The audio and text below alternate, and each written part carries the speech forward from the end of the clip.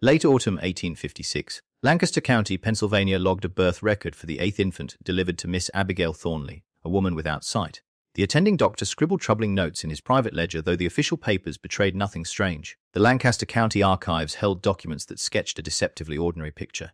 8 babies delivered across 9 years to an unwed, sightless woman on a secluded homestead.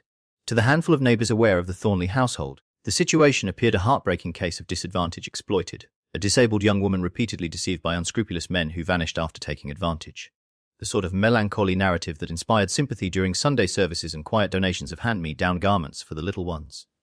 Yet Dr. Isaiah Merrick, who arrived for that 8th delivery on a bitter November night, found himself disturbed by observations he couldn't fully articulate. He had assisted with 3 earlier births and recognized something in the infant's appearances. A peculiar uniformity his medical education had trained him to identify. As he cleaned the newborn daughter and logged her measurements, he glanced toward the other youngsters crowded into the cramped farmhouse.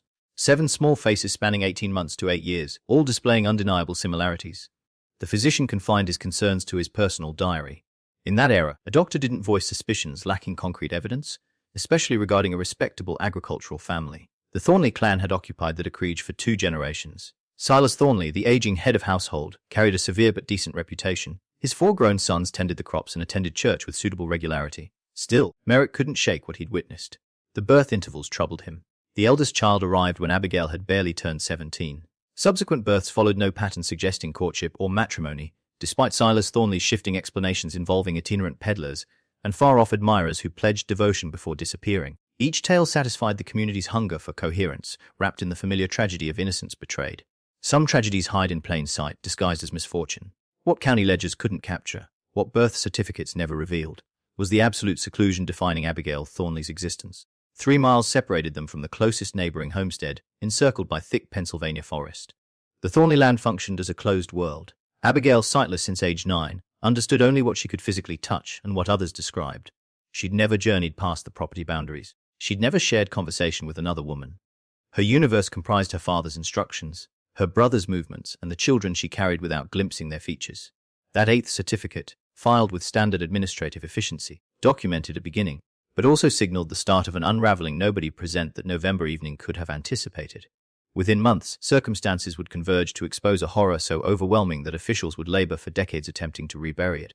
The Thornley homestead occupied terrain geography seemed to have overlooked. The land sprawled across 70 acres of unforgiving Pennsylvania soil, hemmed on 3 flanks by woodland so dense that summer sunshine scarcely penetrated undergrowth. The nearest neighboring farm belonged to the Kitterman household, a full 3 miles distant via a rutted track that became impassable during spring melts and winter squalls. This remoteness wasn't coincidental. When Silas Thornley acquired the parcel in 1832, he deliberately pursued distance from expanding settlements surrounding Lancaster. He informed the land broker he desired space for his sons to labor without interference, territory to construct a proper farming enterprise away from urban commotion and neighborhood chatter. The broker, eager to move property most deemed excessively isolated, raised no additional queries. The dwelling itself mirrored identical preferences for separation. Constructed sturdy and austere, it occupied a modest clearing devoid of ornamental touches. No front veranda for neighborly visits, no inviting flower beds. 2 stories of grey stone and dark timber featured narrow windows seemingly engineered for fortification rather than illumination. The structure faced away from the road, presenting its blank rear facade toward any traveler who might pass. Abigail had reached 9 years when scarlet fever swept Lancaster County in 1839. The sickness claimed their mother Sarah Thornley after 3 days of scorching fever and confusion. Abigail survived, though the illness ravaged the delicate mechanisms of her eyes beyond any doctor's capacity to mend. When she finally gained strength to leave her sickbed, the world had vanished into eternal blackness. Her 4 brothers, then spanning 14 to 22 years, continued cultivating the farm beside their father. Silas retreated deeper onto the property following Sarah's passing, making weekly town trips solely for critical provisions. He ceased attending religious gatherings. He declined invitations to harvest festivals and community barn construction. When neighbors inquired about his family, he supplied terse, discouraging responses that terminated discussions.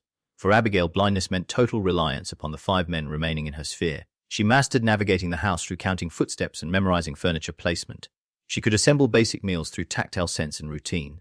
But beyond those walls, existence became an impossible labyrinth of invisible hazards and unknown perils. Her father and brothers transformed into her vision, her translators of everything beyond reach. The brothers themselves matured into taciturn, withdrawn men. The eldest, Cyrus, adopted his father's harsh demeanor and appetite for isolation.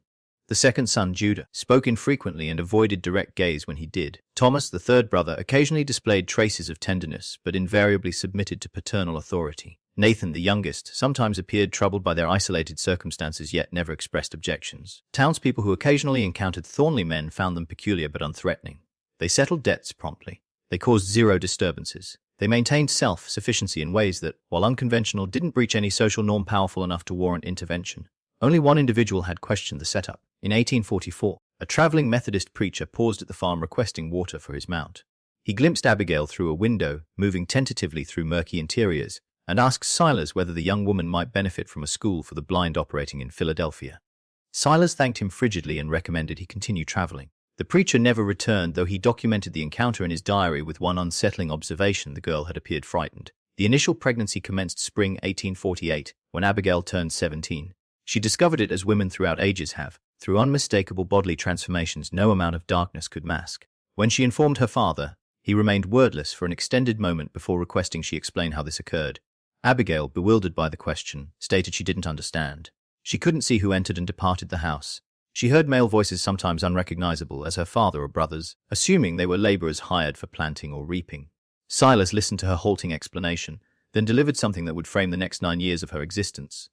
A merchant had been visiting the farm, he claimed, a textile dealer from Philadelphia bringing supplies unavailable in Lancaster. This man had expressed interest in Abigail, spoken gently, promised courtship with honorable aims. Silas confessed he'd permitted private conversations with his daughter, believing intentions genuine. Now the merchant had evaporated, pledges exposed as fabrications designed to exploit a vulnerable woman's faith. The narrative satisfied every tragedy expectation that period understood. Innocent maidens ruined by deceitful suitors represented familiar storytelling, one generating compassion rather than doubt. When Silas made his subsequent town journey, he shared the sorrowful news with the general store owner, who circulated it throughout the community with suitable expressions of pity. Poor blind Abigail Thornley, manipulated by a smooth-talking drifter. The family would shoulder disgrace privately, as respectable folk did. Abigail herself wrestled reconciling her father's version with fragmented recollections. She recalled moments of disorientation, being instructed to remain silent in her chamber while business transpired, waking sometimes sensing time had elapsed in ways she couldn't monitor. But blindness had taught her distrusting her own awareness. She'd learned accepting explanations from those who could verify reality in methods forever denied her. Blindness taught her to doubt even her own truth. The pregnancy advanced through summer into fall. Abigail's brothers grew even quieter around her, speaking solely when essential. She heard them laboring outdoors, heard their boots on wooden planks, heard their subdued voices conversing with their father. But they no longer sat beside her during meals, no longer assisted with minor household tasks as they once had. The shift troubled her, though she couldn't articulate why. When labor initiated on a February night in 1849, only her father attended. He delivered livestock on the farm and approached the birth with identical practical efficiency. The child, a boy, arrived healthy and wailing. Silas positioned the infant in Abigail's arms and informed her the baby possessed his father's dark hair, though she could never corroborate this claim. She named him Samuel after her mother's father. She nursed him and tended him with fierce dedication, discovering purpose in motherhood her constrained world hadn't otherwise supplied. The baby became her existence's center, the solitary thing she could physically know completely. What Abigail couldn't recognize was that Samuel's features bore zero resemblance to any Philadelphia merchant. The infant's face, had she possessed sight, would have revealed unmistakable characteristics of Thornley lineage, particularly the distinctive eye shape and jawline marking all Silas's sons. The second pregnancy arrived 15 months following Samuel's birth. Abigail experienced familiar nausea and exhaustion with mingled apprehension and resignation. When she notified her father, his explanation materialized more swiftly this time. A farmhand employed for harvest season, he stated. A young man from Virginia who'd worked fields through October and spoken kindly during meals. Another marriage promise, another vanishing when work concluded and weather chilled. She delivered a daughter June 1851. Then another son March 1853. Each pregnancy announced itself with identical biological certainty, and each time Silas furnished a fresh story. A horse trader passing through, a distant cousin visiting from Ohio, a carpenter hired repairing the barn. The phantom men varied in descriptions, but the pattern remained identical: brief presence, false vows, inevitable abandonment. By the fourth pregnancy, Abigail ceased inquiring. She'd learned her questions led nowhere, that confusion only seemed disappointing her father. She focused instead on children, filling her days with tangible purpose. She could distinguish each infant by touch, by their particular cry patterns, by weight in her arms. They became her world in ways nothing else could.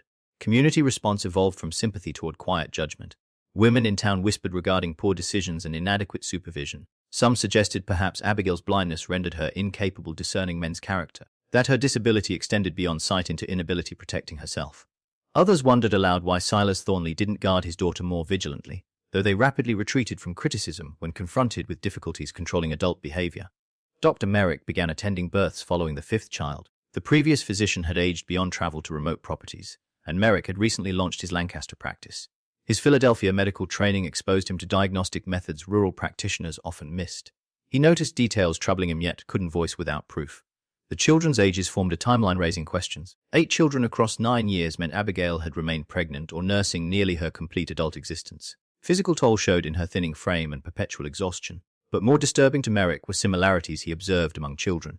Medical science grasped inheritance, understood trait transmission from parents to offspring. Feature consistency across children supposedly fathered by different men defied probability. He also noted something else during visits. Brothers never regarded their sister when he was present. They avoided the chamber where she labored. They displayed zero curiosity about children, no avuncular affection expected toward nephews and nieces. Their behavior suggested not distance but something approaching shame. The 8th pregnancy, bringing Merrick to the farm that November evening 1856, unfolded in an atmosphere of mounting tension. Silas Thornley had grown frailer, authority sustained more through habit than vigor. Brothers moved through the house like men bearing unbearable weight, and Abigail, now 26, seemed retreated into protective silence, speaking solely when necessary, existing in space between acceptance and despair. None realized this birth would be final, that events were already advancing that would dismantle carefully constructed fabrications sustaining the household nearly a decade. Silas Thornley collapsed in the barn on a frozen morning January 1857. Cyrus discovered him crumpled against a feed trough, conscious yet struggling breathing. By evening, pneumonia had settled into his lungs with swift brutality common to men past 60 laboring in winter cold. Merrick arrived too late, offering anything beyond comfort care and grim forecast. The old man lasted 3 days. During final hours, delirious with fever, he spoke in fragmented sentences, making his sons exchange worried glances. He mentioned Philadelphia, though he'd never traveled there.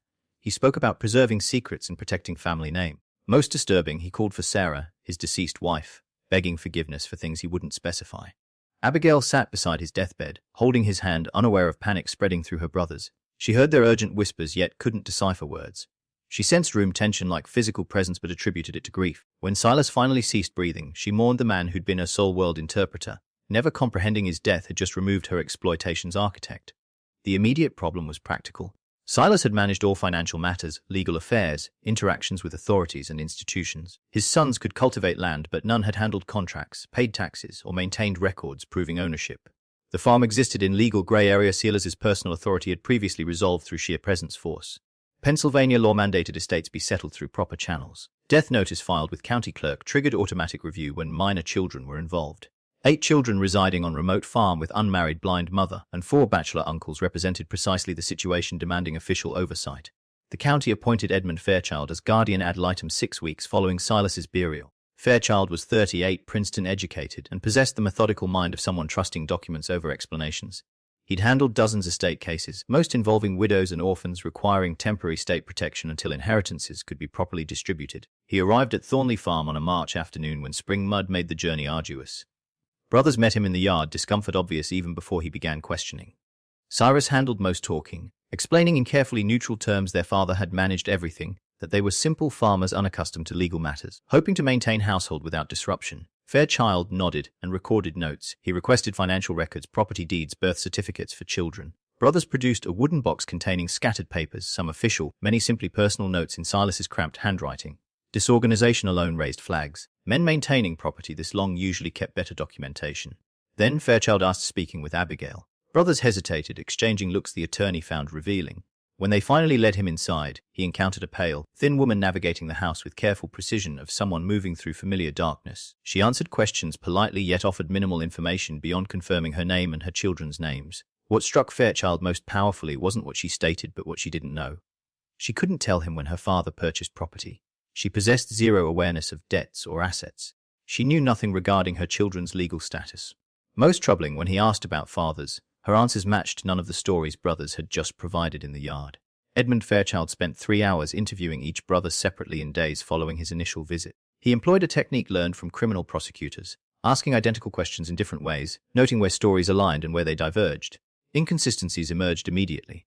Cyrus claimed the first child's father had been a merchant from Philadelphia visiting twice in 1848. Judah insisted a traveling salesman from Baltimore who came through only once. Thomas mentioned a fabric trader but placed time frame in 1847, before Abigail's pregnancy actually began. Nathan, visibly uncomfortable throughout interview, could recall zero details about the supposed merchant. The second child's paternity generated even more contradictory accounts. A farmhand from Virginia per Cyrus, a drifter from Kentucky per Judah's version. Thomas called him a hired carpenter. Nathan again claimed ignorance. None of the brothers could supply surnames for any men.